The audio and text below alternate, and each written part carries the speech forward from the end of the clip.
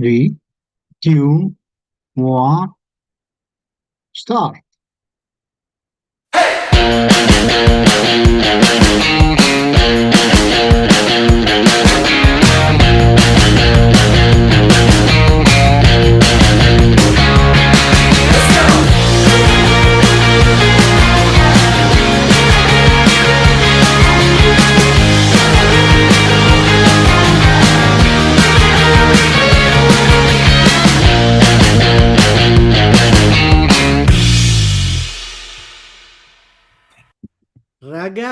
Ragazzi, buonasera. I see that today Sebi is in a very good shape, huh?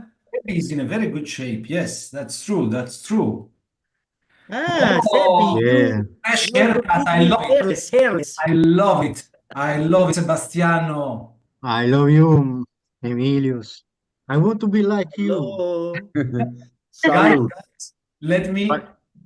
let me show you something. So let's do something. Let's do a small game. Yeah, You will read from the chat the number of countries, the names of countries. yeah, I will do the following. Okay. okay. You tell me countries. Tell me. Countries. Allora, hello from Turkey, Romania, France. France, South Africa, Liverpool, Peru. Wait, slowly. Wow, Austria, Bulgaria. Peru, Peru. Hungary, Wales, Poland, Aspetta. Estonia, Hungary, Poland. Poland, Chicago, So United States. Oh, Ukraine, Serbia, New Zealand, Serbia. Come on, Serbia is here. Okay, New Zealand is New here. Zealand, Yes, Australia, Australia. Melbourne, Yes, Hungary again, Macedonia, yes. Kosovo, Azerbaijan, Azerbaijan. Iraq, Wait, Azerbaijan is not easy for me. Libya. Azerbaijan is here, it's here. Azerbaijan. Then Uzbekistan, you're next to it. Poland, We got it. Uzbekistan, Stockholm, Italy. Argentina, Brazil, Israel, Romania, We got it. Estonia, Iraq, New York, France, Italy, London, of Jeppy. course. Yeah. So Question Latvia. of the week in Wales. Huh? Question of the week. Aspetta. Bulgaria. Greece, Riga, Yeah, with Riga, Latvia. Yeah, we got Yes. it. Yeah. Bulgaria, Nice, Yeah. Dakar, Dakar. Where is Dakar? Russia, Dakar. Russia, Dakar is.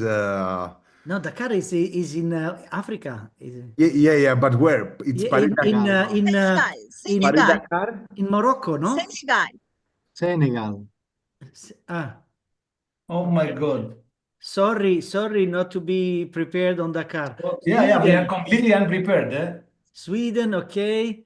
Argentina again. Azerbaijan, Macedonia, Hungary, Melbourne, okay. Turkey, Chicago, Lebanon, Peru, Romania, South Africa, Lebanon, Germany, We also got Germany, Estonia, Estonia, We got it.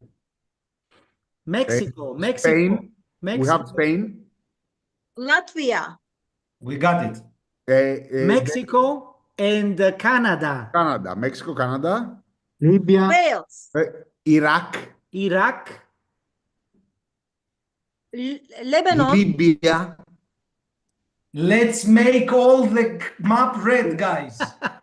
Libya, Spain, Argentina, Berlin, Venezia, Germany, Poland, Brazil, England, Lithuania, Brazil, New Zealand, Venezia, Greece. You have Greece, yeah. Spain, Taurasi. Germany, there's Trento, China, Greece, Japan, China, did you say Latvia. China? Latvia, Latvia. Latvia, we got it. Okay. Albania. Croatia. Croatia. Beirut, Yeah, we got it. Beirut, Lebanon. Lebanon, we got it. Okay. Austria. Dakar, Austria. Senegal, of course. Dakar is in Senegal. Yes. Got it, got it. Okay. Dakar, okay. Lebanon, Paris, Parigi, Dakar. Bad geography. Iraq, Lithuania. okay. You have Iraq. Okay. Algeria, Algeria. Algeria. Slovakia. Guatemala. Guatemala. Wow. Guatemala. Lithuania. We got Egypt. Guatemala. Qatar. it. Qatar. Qatar. Egypt. Aspetta, Qatar, wait a moment. Qatar. Go to the Middle East. Middle East. Middle East. Here. Yes, Okay. yes. Qatar, Qatar. Egypt, yeah. Egypt. Wow, Qatar is a little bit small, huh? Very Come really on. small. Guys. Okay, Morocco. Okay, done. Wow. We have Look at this. Croatia. So Done. we need to feel the entirety of Europe. We have No, Slovenia did you- as well. You don't- Czechia. We need Czechia. We need Switzerland. We need Bosnia. India. We Sweden need and India. Finland. Sweden and Finland. Where are you? Ireland. Yeah, Netherlands. fantastico. Third country in the middle of Ah. Europe. Take a Sweden? screenshot, guys. Take a screenshot. This is magic. Yeah, This is I got happening it. now. I got it. This You is got it? happening now. Yeah, okay, good. It's Wonderful, bello. Thank you, my friends. Thank you so much for following us every Wow, Sunday guys. happy hour. So let's make a toast. We on love this. you all. Let's make a toast on this episode. Yeah, in Let's which make a toast on the entire planet. yeah. Grande. Allora, Sebby, what is the question of the week? Live long and prosper. So, how many different melanocytic nevi do you know? Less than 5 to 10, or more than 10 types, I would say. Yeah. How many different types of melanocytic nevi do you know? Enough. Enough. Yeah. So it's, in my view, we have a good chance that many will say yes, 5 to 10 or more than 10. You see? Wonderful. So today is dedicated to special nevi, right? Yes. So we have the 4 musketeers. What are the four musketeers? Acquired nevi, congenital nevi, Spitz nevi, and blue nevi. We will not speak about them. Well, don't promise. Don't promise. Okay. But we will speak about other types of nevi, more special, less common. And who starts? Nisa. Okay. Always the lady. Yes.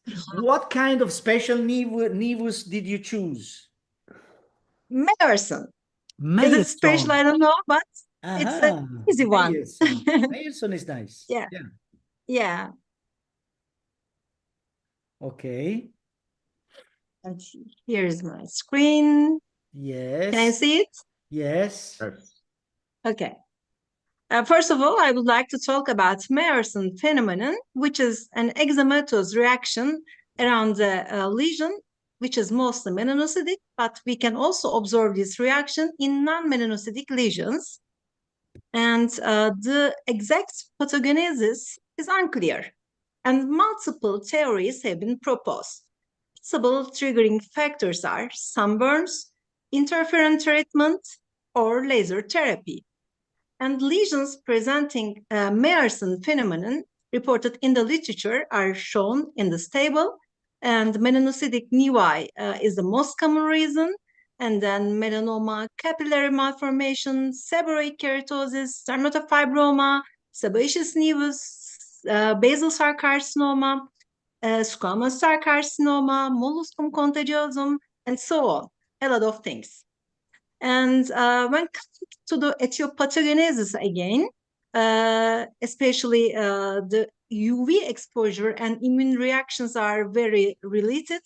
And UV exposure may induce molecular changes on the surface of nevus cells, and this alteration could lead to immune recognition and reactions against nevus cells. And interferon treatments also very similar. They can upregulate of intracellular adhesion molecules and leads to increased interaction with CD4 T cells. Again, this results in immune reactions targeting the nevus cells. And also during COVID infection, we also observe Meyerson phenomenon, very similar with the mechanism of interferon. And also, Koebner reaction may be observed as a Meyerson phenomenon, especially for the treatment of laser, with the treatment, especially for port 1 stains, and this also associated with increased pro-inflammatory mediators. And now I'm going to show you some examples from my clinical practice. And this is an adult patient, and here's a very typical Meyerson nevus. You can see the brown pigmentation, but around we observe dotted vessels and spongiotic chains, which are observed as yellow structures or yellow clots around the lesion. Another nevus with Meyerson phenomenon, you can see yellow clots as spongiosis. And again, this patient has a history of melanoma, and I just observed 3 weeks before, and the patient was very worried about with this lesion, and he showed me. You can see the reaction around the lesion, and after topical steroid, we observe this. I wasn't sure about what is this because it wasn't a very typical one, and I excised it, and it was a seborrheic keratosis with Meyerson phenomenon. Again, the patient is very interesting because 1 week later came back. This time with this lesion, he was operated for nodular melanoma with a breast of thickness of 4 millimeter, and you can see the scar tissue, and there's a blue mass here, and it was a metastatic lesion.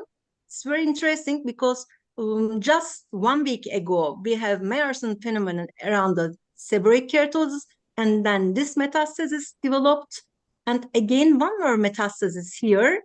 At the same visit, you can see the lesion with brown circles and eccentric radial lines at 9 o'clock. And this is a baby. Meyerson phenomenon is very common, especially congenital nevus. And this is just 1 month old baby. And you can see the congenital nevus here and the reaction with dotted vessels and spongiosis. And 1 week later, I put just the comparison images, and you can see the melanocytic on the right image. Again, you can see the comparison after topical steroids. And this is the back of a patient, and the patient was 7-year-old boy. And you can see the erythematous reaction around the lesion. And here is the dermatoscopy. I prescribed topical antibiotic, and 1 week later, and topical steroid as well, you can see that the erythematous reaction disappeared, but it was just pink nodular lesion with dotted vessels and white lines. And I would like to excise it. Histopathology was good for the patient, and it was a molluscum contagiosum, and one more molluscum contagiosum on the arm. Here you can see the erythema around the lesion.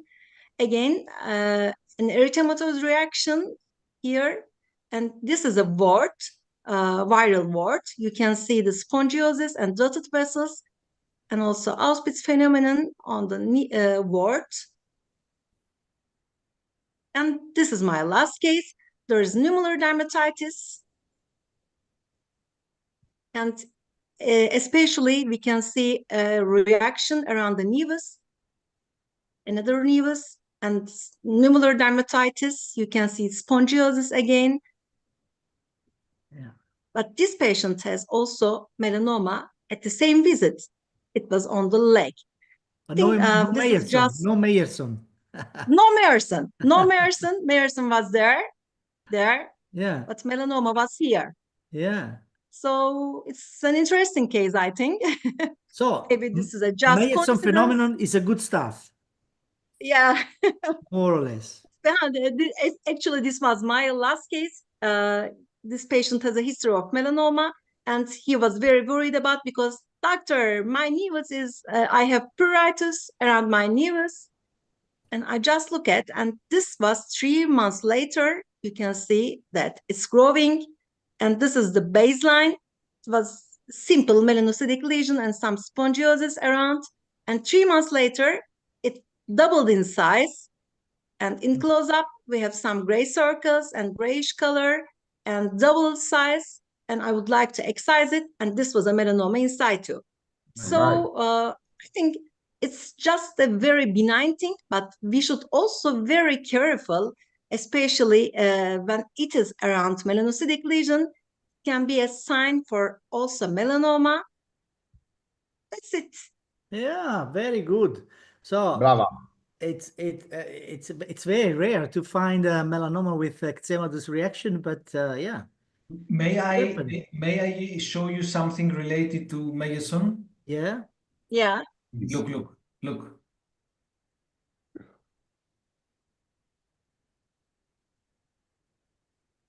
Aha, this is the original.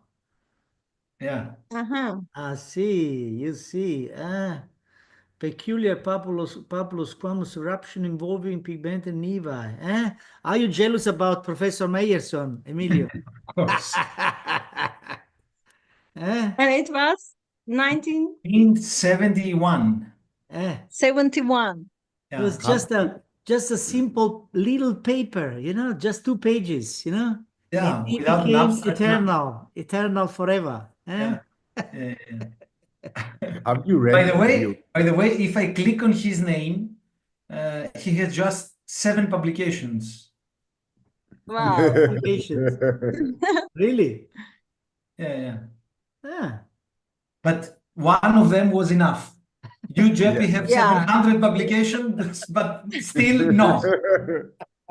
Emilios, did you look at how many citations did he get with this paper?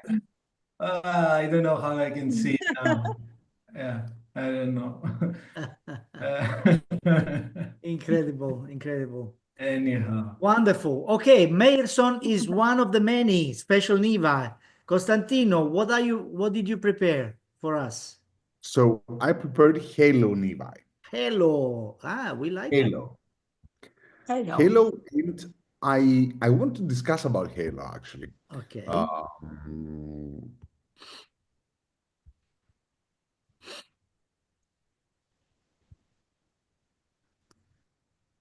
So Halo nevi present on approximately 1% of the Caucasian population, usually seen in healthy children or young adults of either sex. They can occur at an older age too. Halos can be seen as part of a more generalized pigment loss, and Halo nevi may also be associated with another autoimmune disease, as well as vitiligo. And they may rarely arise as a reaction to advanced melanoma and in patients with metastatic melanoma treated with targeted therapy or immune checkpoint inhibitors. They're classified as autoimmune in origin.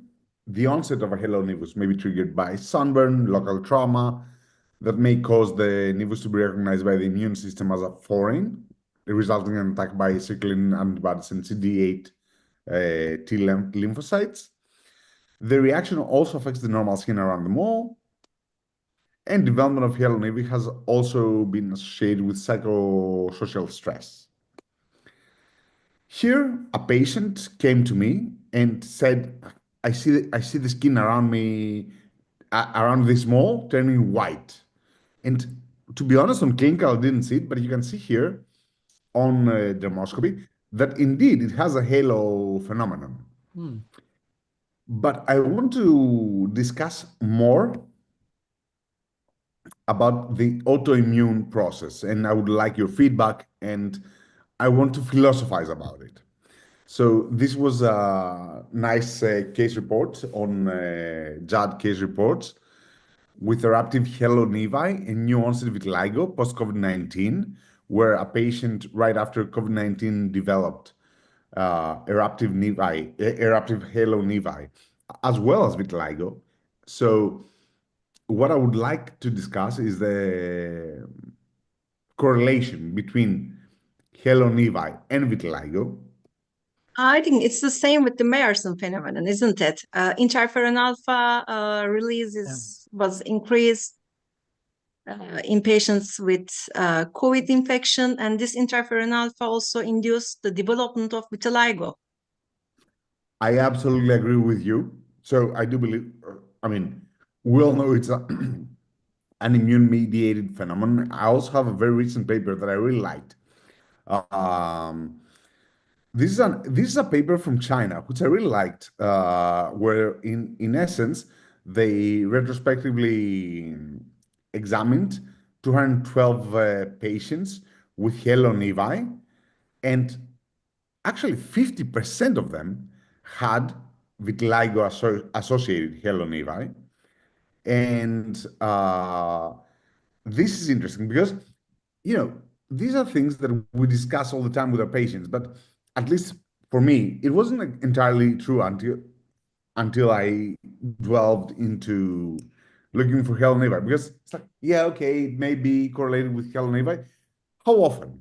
So here they found that a personal history of thyroid diseases has an odds ratio of 10.7 for developing halo nevi, which makes sense because the circulating autoantibodies for thyroid disease simulate the ones of melanocytes, so we can have an attack on melanocytes.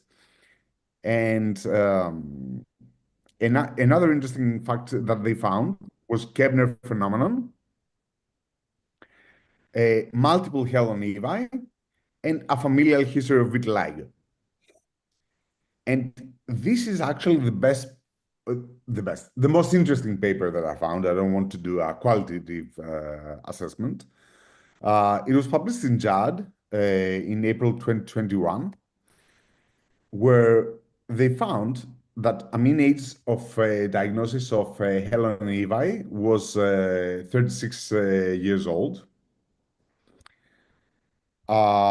predominantly female, white, of course, predominantly, and most of them were not biopsied, which makes sense. In our everyday practice, we don't biopsy halo nevi.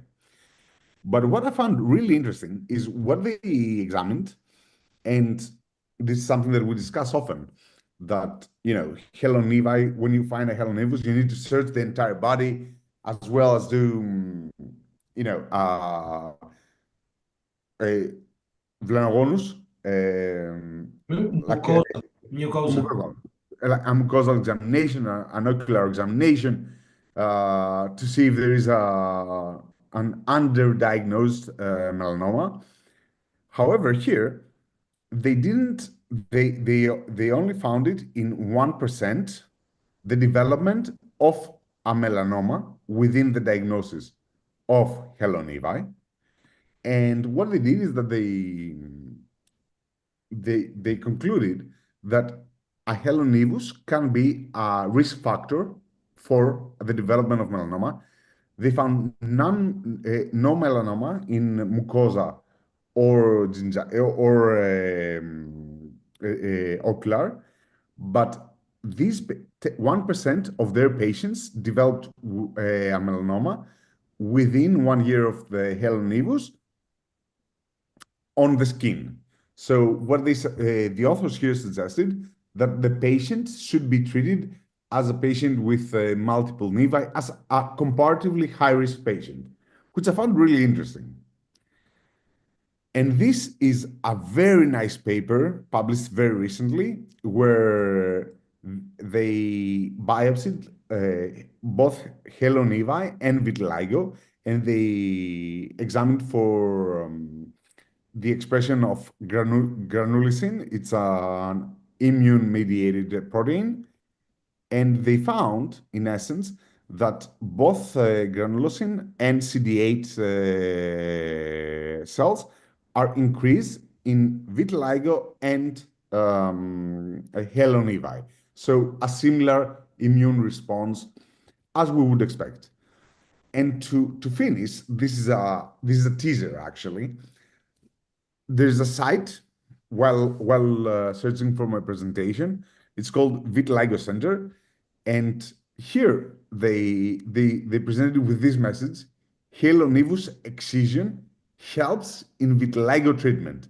They offered no studies to support that.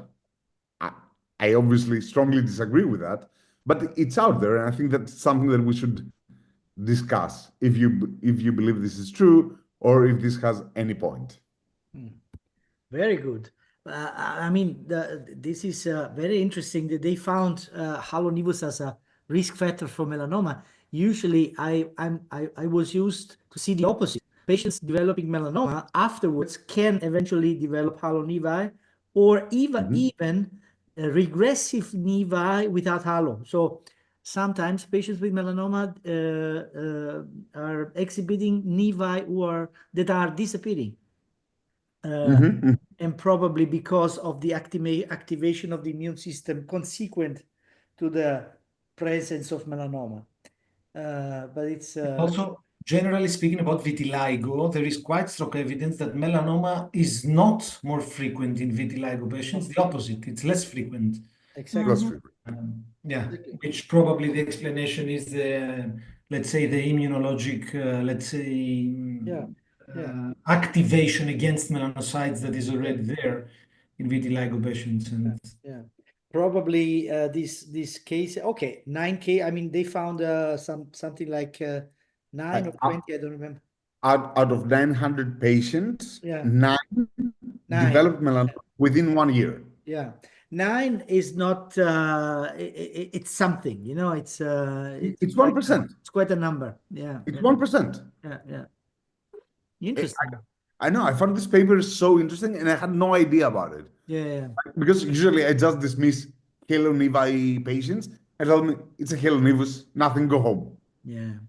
The most important thing to say is that halo nevi, usually for me, it's when I see a halo around a pigmented lesion, it's usually I'm prone to think this is a benign nevus. Okay. Exactly. But we have to remember that halo melanoma do exist. So we had several examples of melanomas exhibiting a halo phenomenon exactly the same as a halo nevus. So we have to take this into consideration. There are a couple of questions. Should we excise halo dermal nevus in a melanoma patient? Halo appeared a few months after the excision. No, exactly. No. That's the point. It could happen that after the excision of a melanoma, some halo nevi can develop. So it's not an uncommon fact. Doriana, do you usually follow adult patients with a history of recent onset of multiple halo nevi in a different way? Or do you check any? Sebi, you are too fast. no, I did it. Okay. I did it. Yeah. So what I usually Here it do, is. Here you are. Do you usually follow up patients with history of recent onset of multiple halo nevi in a different way, or do you check any test, blood test, like what kind of test? Like thyroid or something like that. Thyroid. Okay. Well, I send a thyroid panel. from my side, I don't follow them up in a special way. It's just very, very common in young adults. I would say we could be. I only suggest 1 year follow-up as in every patient and suggest a thyroid baseline test. That's it. Yeah. A question that always is asked when we speak about halo nevi, and of course there is no correct answer, is the question asked by Noah. When you decide to excise a halo lesion, are you going to excise the entire halo, or are you going to excise just the lesion that you see in the middle?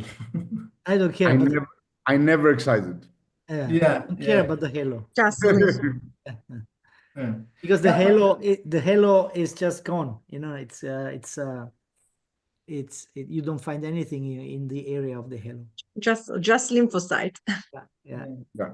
Yes, but no, the concept is that if you consider that this could be a regressive melanoma, then the halo probably represents an area in which melanoma cells were Clearly, there. clearly. So then probably you have to excise Let's make it simple. Let's make it simple. When we excise a halo lesion, we excise only the lesion, and if it turns to be a melanoma, of course, we do a re-excision considering to excise also the halo. Yeah. I thought that nowadays ocular melanoma is considered a distinguished entity and ophthalmological exam is not needed in melanoma patients. You're Ocular right. melanoma is considered a Yeah. You are completely right. They are different diseases, completely different. Different risk factors, different genetical background, different biology, different treatments, everything is different. And even their metastases are not with lymphatic. Yeah. Ocular melanoma metastasized hematogen. Yeah. Yeah. I've seen a 9-year-old child with giant congenital nevus on the legs, has developed in the last 12 months depigmentation around the nevus. Inside the nevus, other vitiligo patches on the body and also a patch of white hairs in the frontal scalp. Can the vitiligo be caused by an immune response to the nevus? Have you seen similar? My view is the opposite. There was a vitiligo in the background, and of course the nevus was depigmenting as a first appearance of the disease vitiligo, but it's not the opposite, in my view. By the way, the pathogenesis of vitiligo is quite fascinating, I would say. If you It is amazing. And just to respond to the previous question, because I was thinking of something. So ocular melanoma is a different entity. It resembles mesothelioma. It has the mutation of GNAQ and GNA11, whereas the melanoma of the skin has usually the pathogenesis via BRAF or NRAS or HRAS. So totally different beasts.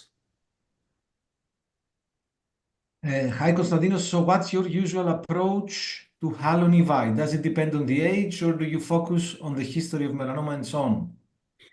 I usually don't, I only focus on morphology. If it's something that worries me, I may excise it. But in the vast majority, 99.9% of the patient, I do nothing. I found it hard to give an explanation to patients attending for mole mapping who had multiple halo nevi. I alluded to possible autoimmune, but then good to be seen in the clinic on a regular basis anyway. Yeah, I mean, it is for sure autoimmune. And as we said also today, it's very closely associated to vitiligo. It is somehow a manifestation of vitiligo, so it's autoimmune. So it's exactly that. As the Chinese paper that I showed, what you need to inform the patients is that if you have multiple halo nevi, there is a good opportunity of having 10%, an odds ratio of 10 to having a thyroid disease or vitiligo in a higher percentage. Yeah. Wonderful. Segmental vitiligo only on the head with late onset can be alarm for melanoma. I had a 62-year-old patient who developed lymphadenopathy. Or biopsy Positive for melanoma, no primary found. He had 2 keratodermathomas on the scalp. Virtue says, well, that might be a special case, but I don't think that we can generally say that segmental vitiligo is an alarm for melanoma. Can ruxolitinib block the evolution of halo nevi? Who knows, Francesca? Who knows? Probably gonna learn We will see. by chance in the future. Yeah. And the eruptive nevi from the paper, all new lesions, or they affect already existing nevi simultaneously? Existing nevi. So it was eruptive halo nevi on pre-existing nevi. Fantastico. Grande. Nice. Grande. What else? Emilio, what did you prepare? Let me be the last because there is a reason. Okay. So I will go with another special type of nevus, which I like very much. I will show you in a moment. This is a young lady, lesion located on the back, quite worrisome from a clinical point of view, dermoscopically as well, right? There is a lot of regression, despite the fact that the remnants of pigment is not very worrisome, but still, this is a completely asymmetric lesion. Of course, this lesion was excised, and this was diagnosed as not as a melanoma, but as a special type of nevus, and we are in depth with Gerardo Ferrara, who was bringing again to our attention sclerosing nevus with pseudomelanomatous features, nevus with regression-like fibrosis. This is a quite common entity, histopathologic entity, and our histopathologists should know this because this is a lesion, a nevus, a benign nevus, which is mimicking melanoma, not only clinically and dermoscopically, but also histopathologically. This is a nevus usually affecting young people, young adults, especially on the trunk, especially on the back. Trauma could be an option, or seborrheic. I mean, these lesions are mainly predominantly found in the sebaceous areas of the back, you know, and there is a three-zonal histopathologic pattern. So it means that there is a junctional proliferation of very atypical melanocytes. So a pathologist could think about a melanoma. Then there is a fibrotic area, a regression area in the dermis, in the superficial dermis, and then at the bottom side of the dermis, there are nevus cells completely benign, okay? So three areas, so atypical melanocytes, fibrosis, melanophages, and finally nevus remnants, okay? So this is a special entity that I don't know why we find them quite frequently in excised lesions. I mean, of course, they are excised because they look very worrisome from a clinical and dermoscopic point of view. This is another example. You see this lesion in a patient with multiple nevi, and this is a completely asymmetric lesion, again, typified by melanophages and fibrotic areas. And again, the diagnosis was sclerosing nevus. This is another example. In this case, it's a symmetric lesion, but again, lots of melanophages, lesion located on the back of a young adult, lesion excised, and again, sclerosing nevus histopathologically. This is again on the trunk, in this case on the abdomen, and same features. You see, it's a symmetric lesion. So this is speaking for a benign nevus, but again, lots of regression features with melanophages and fibrotic areas with a lot of vessels in this case, and sclerosing nevus, again, histopathologically. So this is quite a common special type of nevus that obviously it's mostly excised, especially in patients having solitary sclerosing nevi, okay? So in a patient like this, there is only, I mean, there are a few nevi, but this lesion in particular was showing this kind of regressive features, and that's why it was excised. So this sclerosing type of nevus is usually excised, especially in those patients showing solitary sclerosing nevi. Again, one example here. Look how ugly is this lesion. Yeah, this is This looks like melanoma, Jeremy. yeah, of course. In this case, this was quite sure. We thought about melanoma, but again, sclerosing nevus histopathologically. And again here, look at this lesion, how ugly it is. It's also asymmetric from a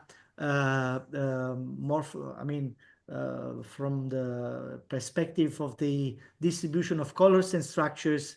But again, fibrotic areas, sclerosing nevus. So single lesions like this should be excised, but in a patient like this one, look how many of these ugly looking lesions showing a variable amount of regressive features are here. You see, more or less all of them are showing various degrees of this kind of features. We decided to excise the most ugly one that for us was E, lesion E. I don't know if you agree with me. This was the most ugly one. And again, sclerosing nevus from a histopathologic point of view. So we decided not to excise all the other lesions showing the same features. We did a follow-up, and of course we made sure that nothing was happening for the rest of the nevi. So sclerosing nevi, this is the Jerry Ferrara nevus. Yeah? I think that among the three we discussed, this is the ugliest. Yes. And the Ugliest. question in the chat by Alfred is how can we differentiate this benign fibrosis from the regression of melanoma? Of course not. That's why we excise them often. Unless there is a scenario like JP showed now in the end, that you have multiple lesions, then this of course helps a lot. But what is important and why it's important to know the existence of this nevus is that when we excise such an ugly lesion and then we get the report of a sclerosing nevus, then we should be prone to accept it.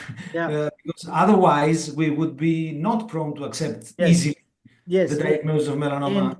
And on the other side, if we get used to this type of morphology, when our pathologist is diagnosing a melanoma in situ associated with a dermal nevus, think about this. Think about the possibility that this could be not a melanoma associated to a nevus, but just a sclerosing nevus. Yes, and just keep in mind, young male adults. So people in their 20s, 25s, usually doing office work. So a lot of rubbing to the chair. It's the main Trauma. Yes, so that's the main scenario. And when we get that as a pathology, I think that we should accept it. It's a lot of rubbing, a lot of trauma, and this is a phenomenon that can occur quite often. And the most common localization is middle back. Yeah. Exactly, middle back. Yeah. So Middle back. ugly lesion on a 25-year-old male doing IT, it's like, okay. Wonderful. But so before we go on, maybe Sebi could show us a video. We can show a video or not?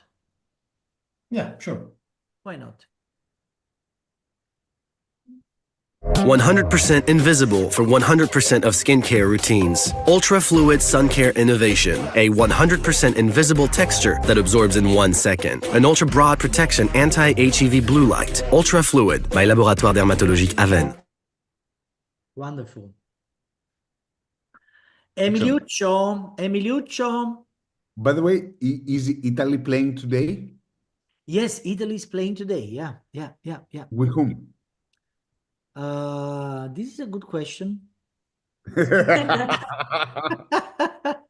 You see, you don't care about Italy, you only care about Napoli. Tell us the truth. Only Napoli.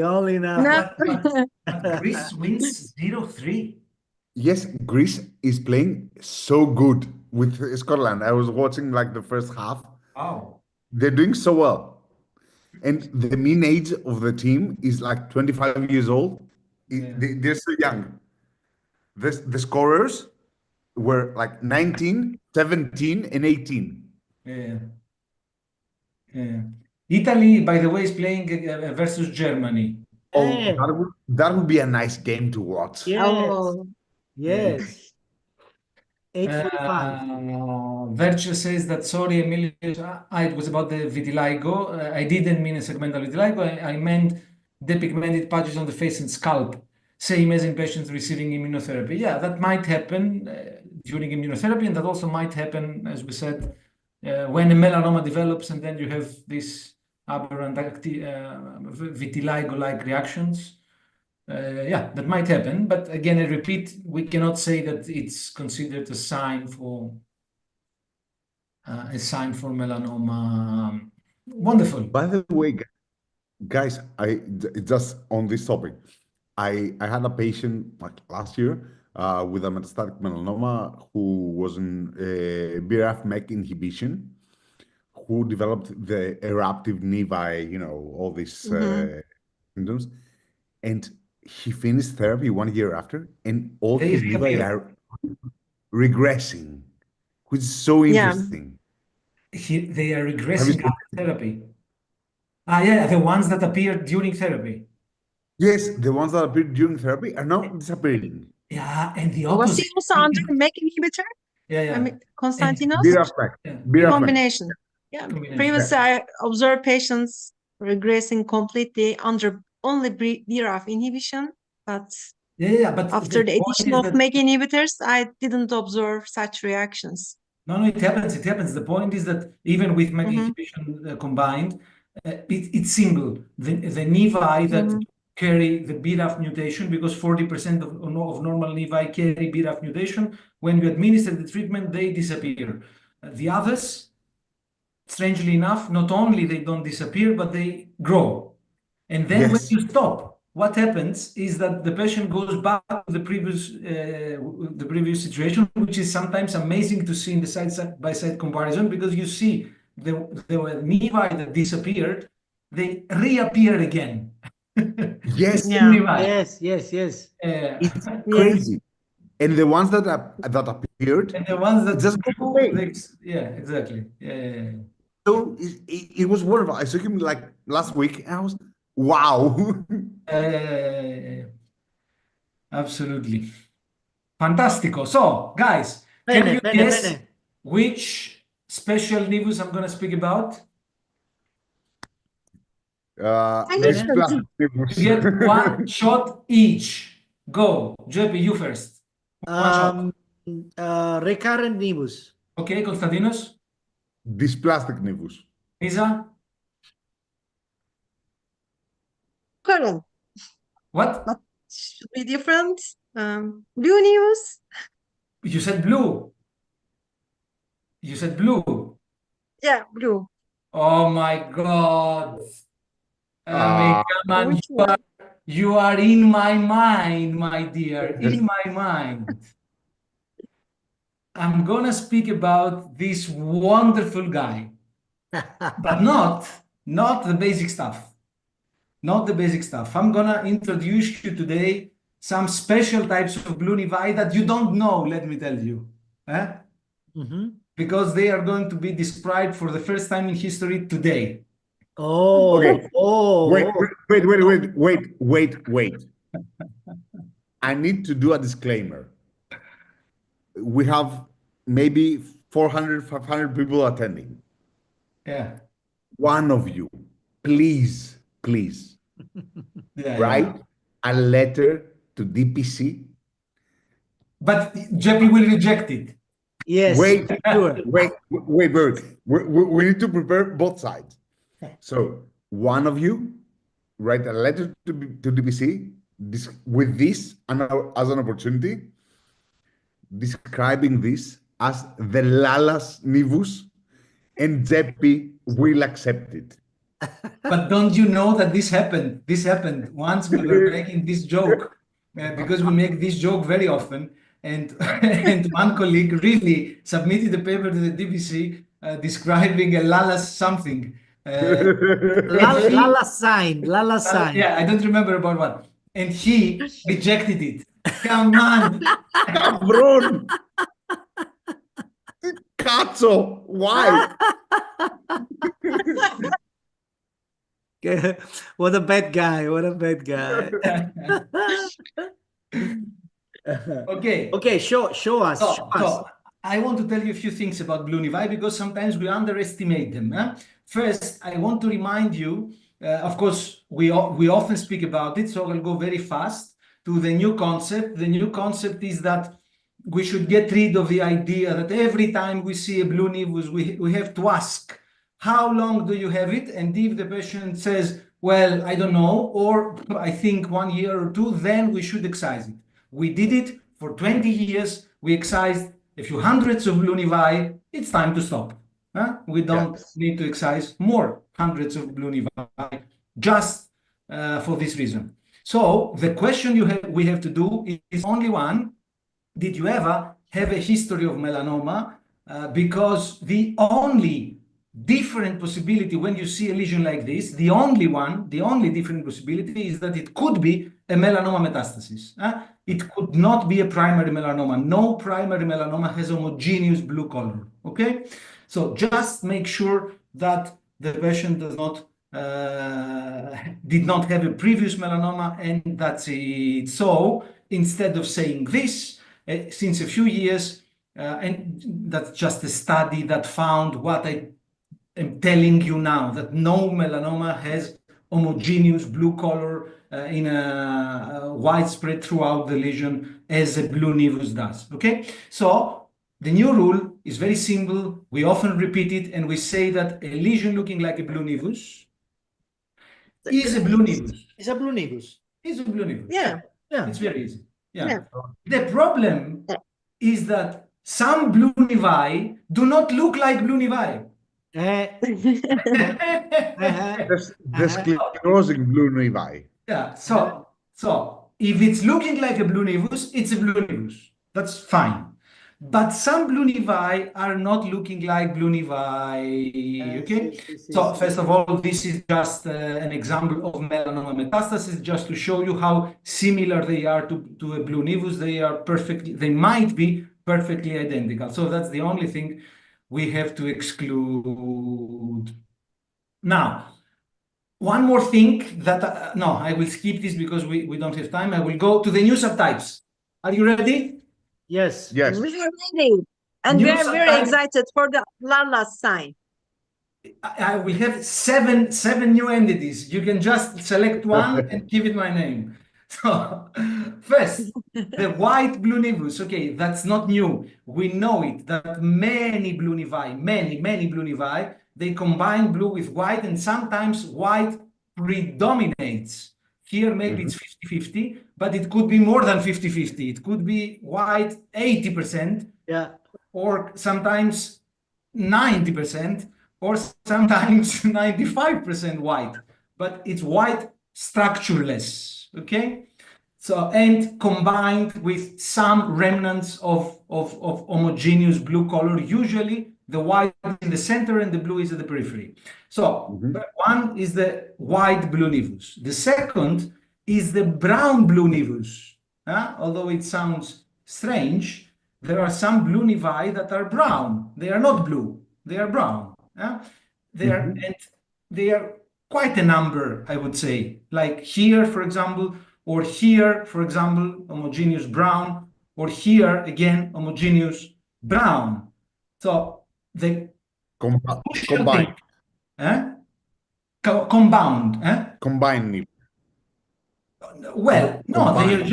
they are just blue nevi that for some reason either they are a little bit more superficially, or the thickness of the dermis is a little bit less. So because of the Tyndall phenomenon, they project, instead of projecting as blue, they project as grayish or even brown sometimes. The crucial thing is that they are structureless. Look at this one, look at this one, and look at this one. You may say it's gray, you may say it's brown. I agree, it's not blue, but it's structureless. So no globules, no network, no structures in general, because the melanocytes are diffused in the dermis. Subtype number 3, the happy blue. What is the happy blue? The happy blue. Look how many colors here have. It's brown, it's blue, it's white, it's yellow. It's very happy. Happy blue. Happy blue. The happy blue, combining the happy Lala's blue. Yeah, combining more than 2, more than 3 colors sometimes, but always structureless, not structures. Very good. Fourth, the shiny blue. The shiny blue. We have underlined too much that shiny white structures are only associated with malignancy. This is not perfectly true. In blue nevi, we might see them. There are shiny blue nevi, sometimes very shiny blue nevi. Look here how evident shiny white, how would you call them? Shiny white strands, shiny white blotches, doesn't matter, but definitely there are shiny white structures here, there are shiny white structures here, and there are shiny white structures also here. So the shiny blue is number 4. Number 5, the Bloody blue. bloody blue. The bloody blue. We have the Not notion happy.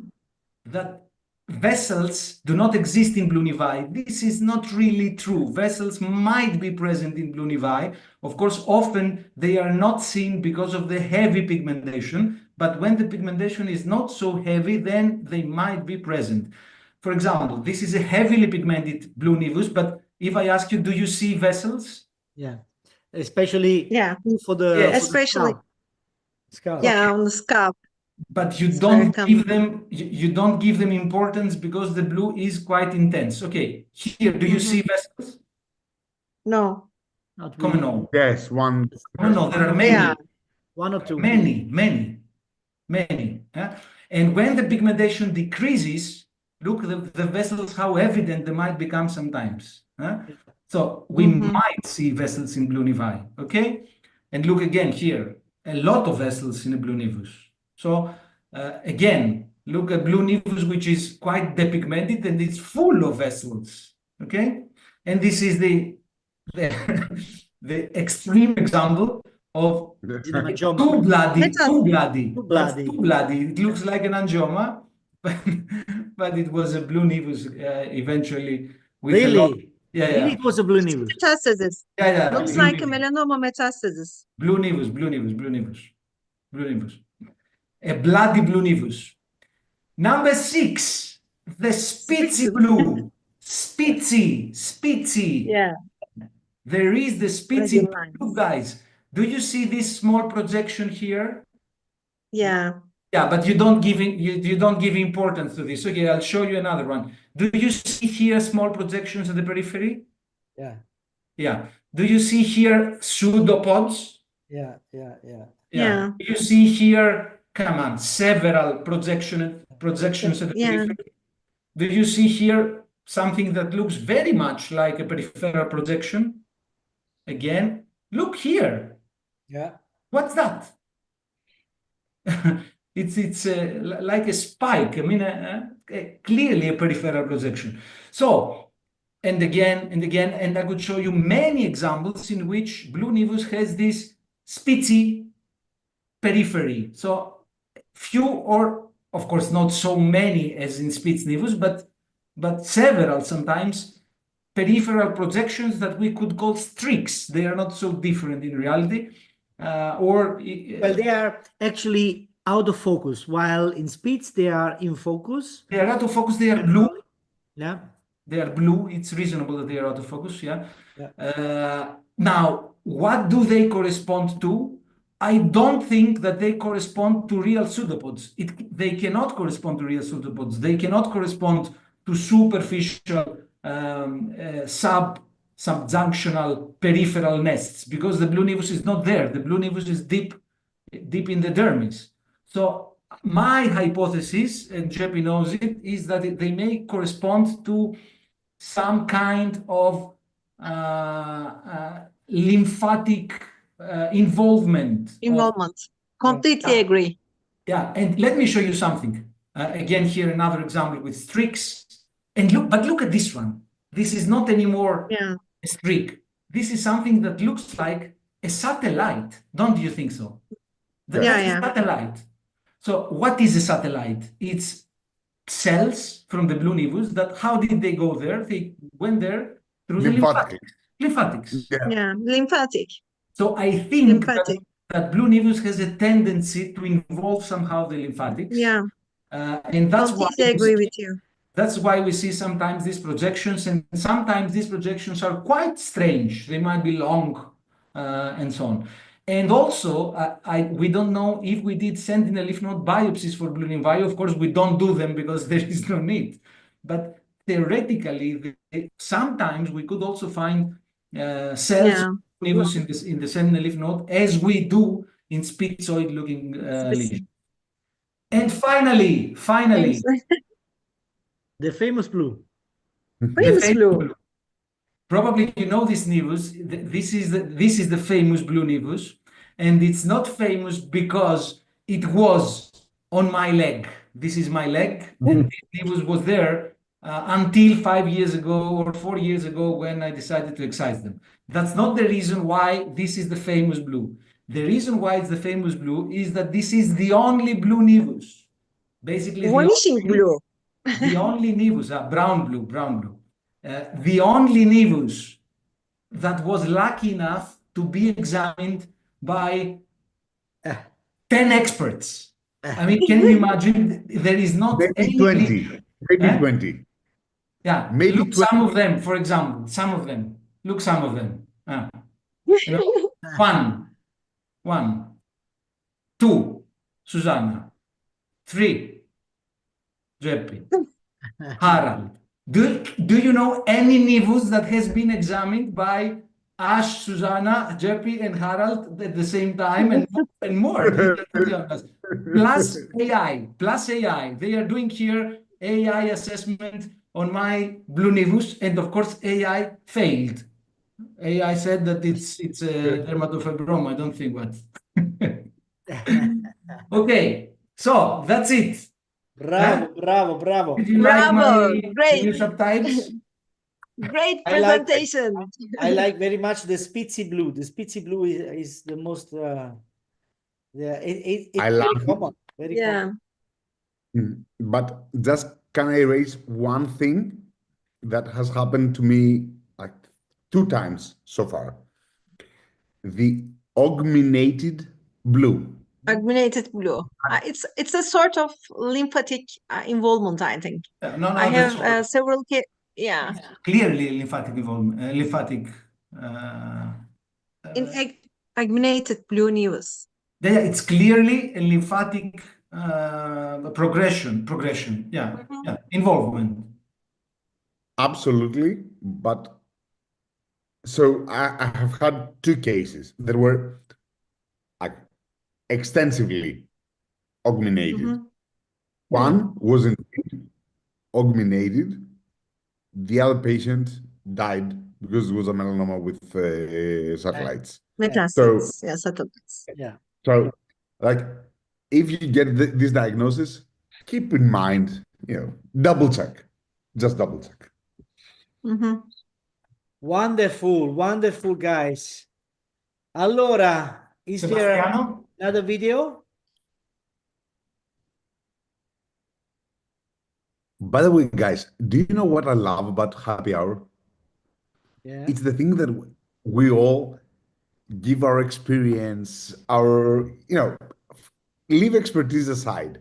Like, it's cases that we see every day and we discuss it in between us, and it's wonderful. I love it. Yeah. Yeah. Out of the box, let's say, out of the box. Yeah. Yeah, it is. Take a dermoscopic picture with a smartphone. The Heine Universal Smartphone Adapter Mag allows a magnetic connection between your smartphone and the dermatoscope. It can be adapted to any camera arrangement and also to tablets. The assembly is fast and repeatable. In this video, you will learn how to attach the Heine Universal Smartphone Adapter Mag. Attach the fixing button to the phone case and press firmly.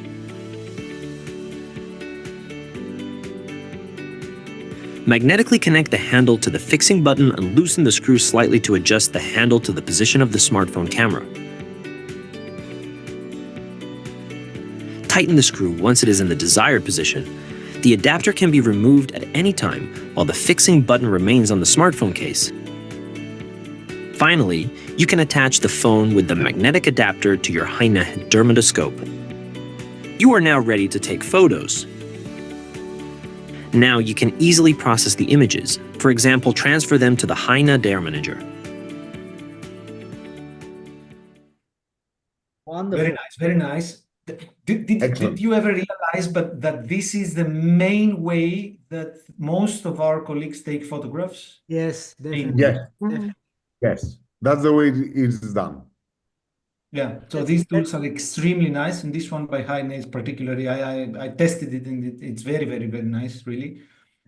A couple of questions. What about deep penetrating blue nevi? Any clue, special treatment for that? Well, there is not any clue because they are looking quite a lot like a blue nevus, meaning that they do have structure as blue color Usually, of course, they typically are quite nodular lesions because they are deep penetrating. So they are there is a deep, They're ugly. They're ugly.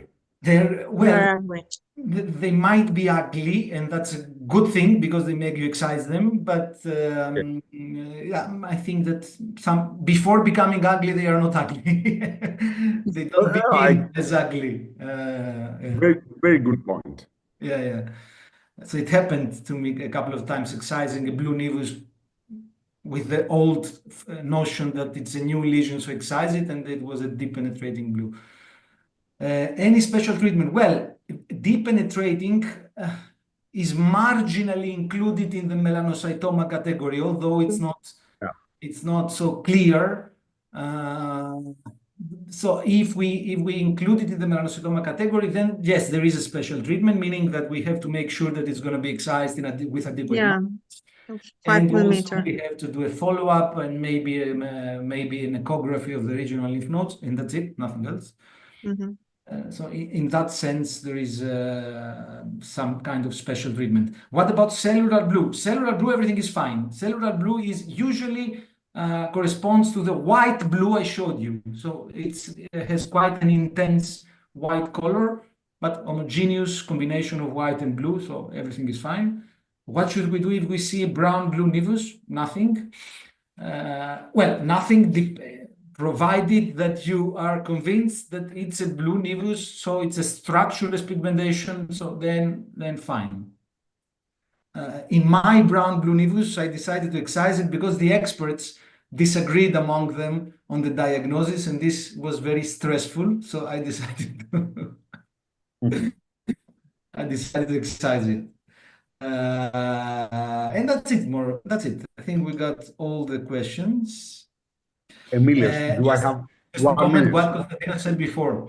Just because in the happy hour we say freely our thoughts without filters, and we don't do official presentations, but we share our experience and our way of thinking and our ideas. It might happen, it happens often that we say sometimes some things which are exaggerated, which are not evidence-based 100%. Experience-based. Critically listen to all the things that we say here, because sometimes we might exaggerate with something when this is not meant to What be. do you like to say? Don't take us too much into consideration. Don't take us too serious. seriously. Don't take us too serious. Take us with a grain of salt and gin and tonic. No. But of course, Okay, guys. medical science is still such a beautiful science because it's a mix of 90% evidence stuff and 10% since still personal experience, because for so many things the evidence is not yet there, and therefore expertise and experience in general is still valuable.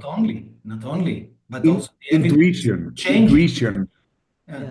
But in how many fields? We thought for years that evidence suggests A, and later on realize that evidence suggests B. So it's not exactly. And Bene, ragazzi, it's 8:10. I know, but give me 2 minutes. Do I have 2 minutes? So it's gonna go 8:10. Yeah. Okay. Yes, 2 minutes. Fast. One. This is something that touches on what we were saying. Ash Margub, who was my mentor, who is my mentor, always used to say that medicine is still an apprenticeship. You find a mentor and you follow him. And of course, you can diverge and everything, but still, it's like the sorcerers of the old time. Yeah. You find a mentor and you follow them, and then you expand. And this is the beauty of medicine overall. And two, do I have 1 minute to do a live consultation right now with you? Yes, of course. Sure. With us or with the audience? Live consultation. With you and the audience. Yeah. Go. 28-year-old female, presents to me with this lesion. Supposedly there forever and started changing. Spitz. Hmm. Spitz. That's Spitz, Oh. but could be also melanoma. Yeah, of course. Yeah, Spitz. Yeah, but 28 phase Spitz. 28. Yes, but Spitz to excise because Spitz to excise. We know it. Yeah. Any spitzoid lesion after 14 should be excised. Okay, so excised. First histology report, atypical spitzoid tumor. Yeah. Okay. Suggested BRAF, genetic examination. BRAF is not helpful. Helpful. It's generally negative. Well, And so, how about no. Finish, Costantino. How was it? How was the result of BRAF? So negative. negative? Mutation. How about P16? They also did TERT, negative, Okay. but termed as melanoma 0.6. How do you do it? Why from atypical Spitz tumor it went to melanoma? Two different histopathology consultations. You need a third. Was there dermal mitosis? Well, but come on. This is a young... in the dermis or Dermis. deep dermis? Deep dermis. Superficial dermis. Come on, guys. If it is superficial, it's okay. This cannot be a melanoma. So, how old is the patient? 28. 28. This cannot be a melanoma. A melanoma. How about P16, Konstantinos? P16. Not enough material to examine. Theoretically, the best you can do is to send it for a whole genome sequencing to see all the mutations. Come on. Just do a small re-excision and that's it. Yeah, just but do a small re-excision and that's it. This is a Spitz. It cannot be melanoma. This is too young. It's on the face. It's spitzoid morphologically. This cannot be a melanoma. Yeah, but Jeppe, come on, it's in the age where there is a probability of 2%, 3% to be melanoma. Yeah, you cannot say 2% is 2% always there. I can die here at the now. I have 2% probability to die now. No. You don't have 2%. What was the history? Konstantinos, when did it occur? Lesion changing within the past 6 months. Yeah. Anyhow, but you know what to do. It's not an issue. You can propose this genetical test if she likes. Otherwise, anyhow, you have to do a wide excision and it's over. Echography of the lymph node, it's done. Yeah. No, the good thing is that the second opinion that gave up melanoma was 0.6. So 0.6. I don't need to consider even SLM. Exactly. Yeah. But if it was 0.8, this would change everything, you know? Yeah. It's on the anyhow. It's not 0.8, so we can avoid this discussion. It's 0.6, so everything is. Wide excision done? Yeah, propose if she likes to do this further molecular analysis. Yeah, then why not? There's not enough tissue, so I proposed wide excision. She doesn't want it because it's on the face. Yeah. Okay. Good. So, what do you do? Come on, if you propose what has to be done and then the patient refuses, then you don't do anything. You say, okay, we follow up and then we see. Yeah. At least 5 millimeters. Just anyway, 5 millimeter. No. Sonography. It's just 0.6 millimeter, right? So no need for that. Yeah. Why not? Sonography is just 5 millimeter re-excision. It's okay. Perfect. Thank you guys for the consultation. Wonderful. So, guys, we have still a couple of things to do. Yes, Penelope. First is Penelope. We go quickly. Nail lesions. The first one is always for the sweet Nisa pigmented nail band. Basically, I didn't see the case, I have to tell you. Longitudinal melanonychia for 1 year. Melanonychia, okay. Free edge, subungual keratin. Okay, Or onychomatricoma or onychomactricoma, onychomatricoma, traumatic, squamous cell, yeah, traumatic or onychomatricoma. yeah. Okay, cross-broad irregular monodactyl longitudinal melanonychia, distal onychosis, subungual hyperkeratosis, subungual squamous cell carcinoma, in situ Bowen's disease. Nice case. Well, difficult diagnosis, I have to say. Difficult, very difficult, Very yeah. No, difficult also for the pathologist, but makes sense based on what we see dermoscopically. For Konstantinos Boxer, yeah, it's obviously a lot of blood there. 2 years old, it's benign. Yeah, it's Who benign cares? for sure. Everything is And the benign. nails are over and You see over. that there are Nice multiple ball lines. layers. Yeah. No, it's not only ball lines. Love it. No, nail over nail. Nail over nail, It's exactly. not gross. And Yes. paronychia. It's called retronychia, I think. Anyhow, I don't remember how it's called, but it's nail. It's beautiful. On the nail plate, yeah. Multiple layers, exactly. Multiple layers of nail plate. And paronychia, interrupted growth, exactly. Yellow discoloration, wearing only the light. Yes, retronychia, it's called. Retronychia. Retronychia. Very good. Then for Jeppy, nice vessels. 49-year-old woman for 5 years. Oh la la, oh la la. Do you think it's a poroma?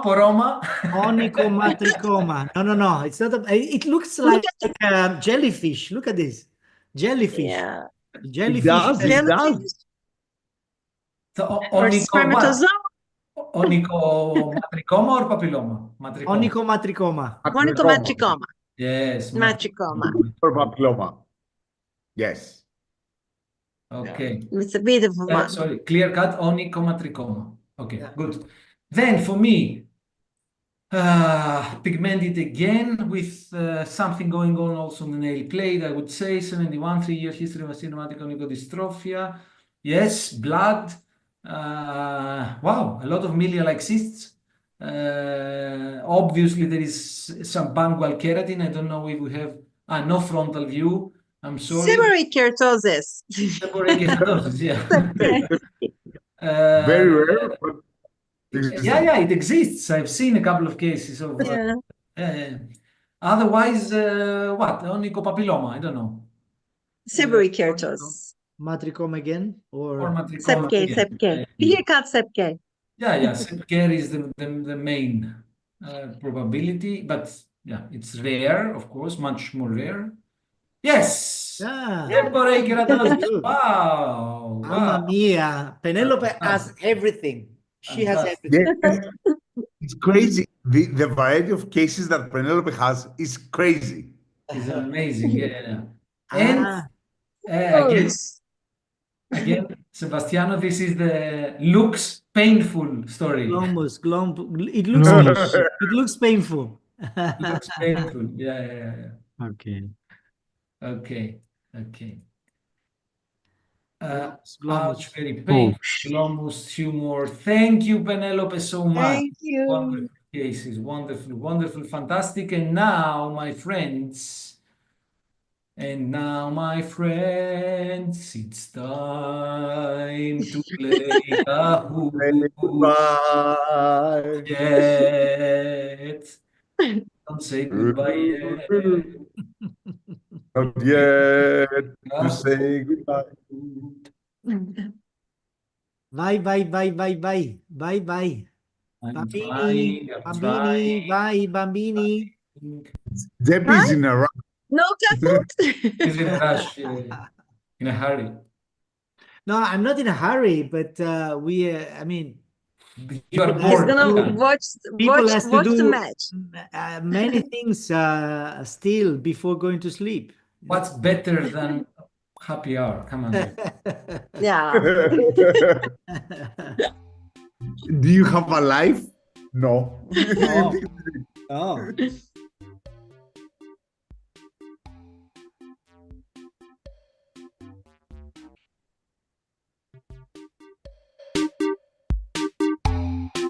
Where are the players? We have no No players. players? No players? Ah, we have Gianpaolo. Gianpaolo. Specialoma.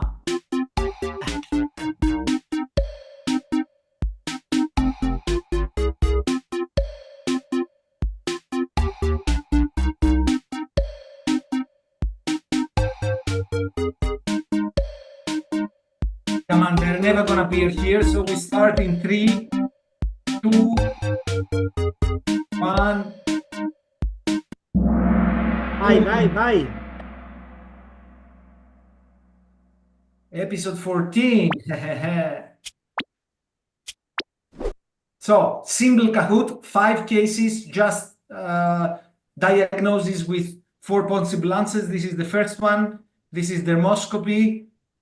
This is dermoscopy. And the question is, you see how nice I am tonight? Diagnosis, blue, melanoma, angioma, PCC. Come on.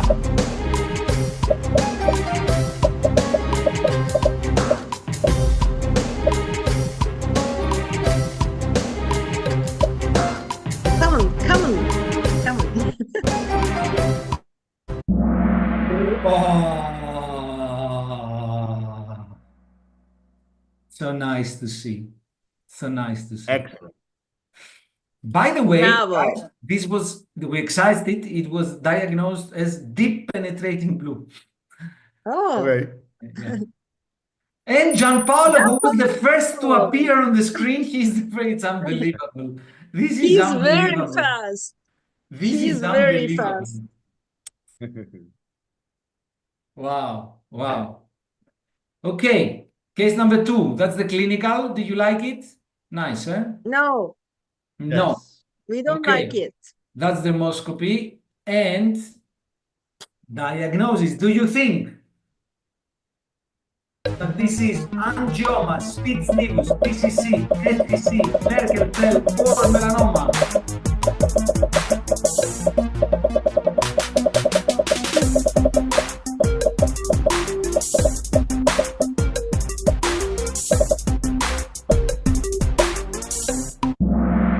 This was, thank God, an angioma, of course excised and histopathologically confirmed, a quite ugly one. And what happened here is that Joanna is in the first place, followed by royal blue and skinny, which brings us to question number 3. That's the clinical. Okay. This is dermoscopy. And the question is diagnosis. Aha. It is nevus, melanoma, seborrheic keratosis, PCC, FTC, or pilomatricoma.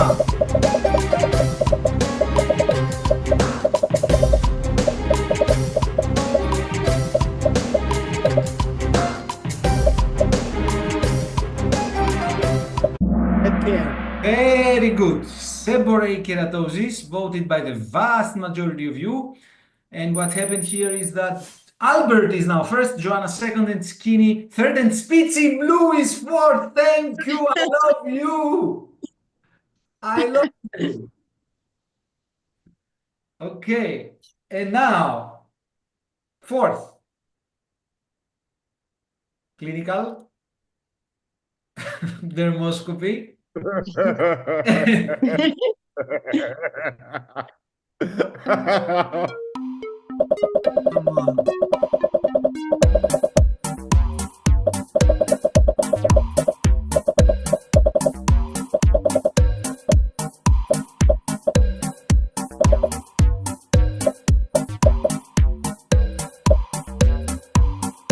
This is a blue nevus. Yes. Ah, grande.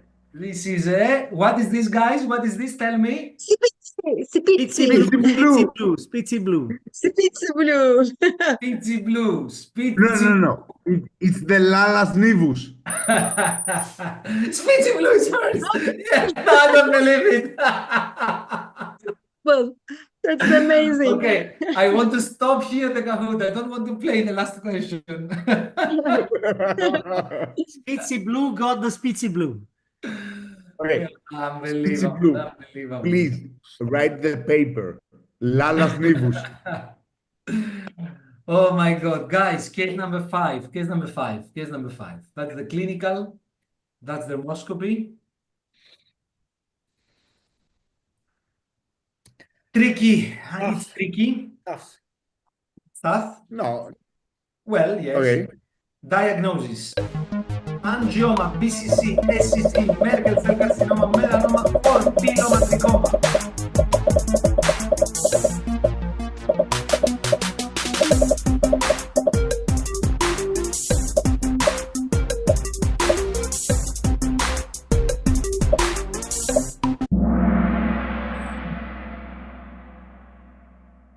Yeah, that was tough. Pilomatricoma, eh? You don't speak? Yeah, I'm Ah. trying very not to much. see it. Come on. It was my preferential. Well, but pilomatricoma is, I Yeah. mean, come on. I mean, Yeah, but possible. there is this version of pilomatricoma. We have shown it sometimes. Yes. Yeah. Now that you say there I would is have voted for at this. 11 o'clock, the only clue, which is this white color. Yeah. The white color, yeah. But also this red homogeneous color with the purple areas is has been described as an alternative. No, but the point is that, for example, when I saw it, I just I didn't see the white color here. I just maybe skip it. You know what I mean? Because it was so catchy in the blue and red area. So you thought BCC immediately? Yeah, BCC and melanoma. Yeah. Yeah. I would have excised it with only BCC as a differential. Yeah. Uh, Anyhow, sorry. I'm sorry. Let's see what happened. But this is definitely a great case. Go. Let's see. Podiums. Podium. Poroma. We love you, Poroma. Skinny. Bravo, Skinny. And Best Blue. I would like to say that best blue is me. Best blue is you? Best blue is you. I was best blue because I was playing the game for Emilios because he's the best. Lisa is best blue. Lisa is best blue. Or the second one. Best blue. I'm sorry. The second one. Lisa. Skinny is the winner then. Skinny is the winner. Yeah, but this was for Emilios. Grande. Thank you. The best blue. Thank you so much. Very So Skinny. Who is Skinny? Skinny. Andrea. Andrea is Skinny. Andrea Pendelov. Andrea, come on. Andrea Pendelov. Show up, Andrea. Wow, nice episode, eh? The special. Very good. Beautiful. Andrea is here. Let us see Andrea. Hello. Andrea. Ciao. Hi. Brava. Thank you, guys. Congratulations. Where do you come from, Andrea? I work at Imperial in London. Very good. Bravo. Thank you. Fantastic. Congratulations. Thank Did you find the pilomatricoma? Yes. What? Great job. Thank you, Great job. guys. I'm thrilled. Excellent. Congratulations and thanks a lot. And thank you all, guys. I mean, let's make the map next time, the map that we saw at the beginning, let's make it totally red. Eh? Even Greenland. Greenland. Yeah, spread the voice in Greenland. Before Trump is buying it. Yeah. Va bene. Un bacio a tutti. Bye bye. See you next Sunday. Bye-bye. Bastiano, I love your hair. I love your hair, my friend. Yeah, It's yeah. fantastic. It's gorgeous. It's perfect. Thank you. Ciao.